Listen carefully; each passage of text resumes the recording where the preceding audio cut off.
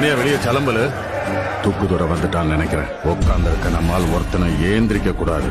ஏத்தி கட்டின வேட்டி இறங்க கூடாது.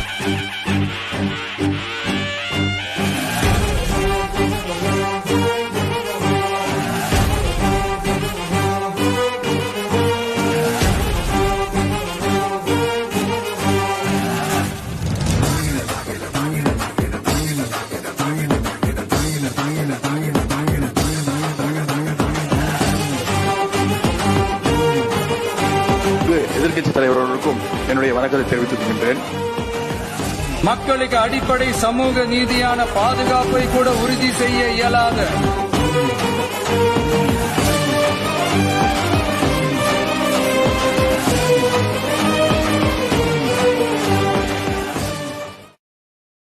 Download ShareChat.